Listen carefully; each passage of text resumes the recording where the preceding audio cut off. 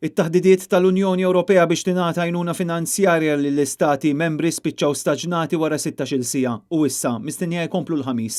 Pajjiżi bħall-Italja u Spanja qed jakkużaw lil Ġermanja u l-Olanda li mhumiex juru biżżejjed solidarjetà mal-istati illi ntlaqtu ħażin ħafna mill-coronavirus. Il-Bank Ċentrali Ewropew qal li l-Unjoni jista' jkollha bżonn sa 1.5 triljun euro biex tiġġieled l-effetti tal-kriżi.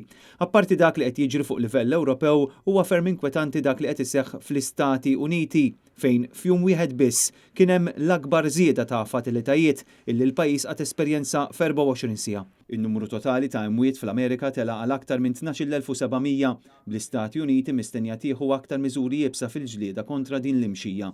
Fil-kontinent hemm aktar minn 398,000 każ ikkonfermat illi huwa l-ogħla numru fid-dinja. Issa, il-każijiet globali qabżu il-1.4 miljuni.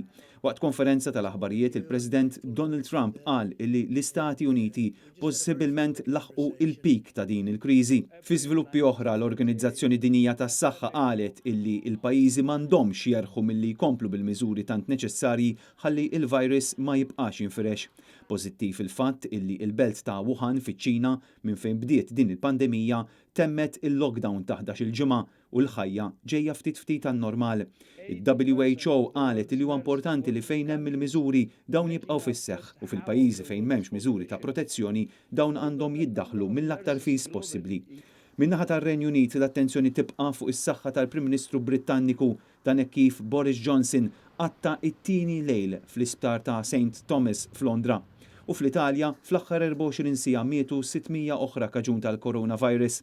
Madankollu l-pajjiż qed iżid it-tamiet illi jilħaq fażi 2 tal-epidemija wara li l-ammont ta' infezzjonijiet niżel mill-ġdid għat-tielet jum konsekuttiv.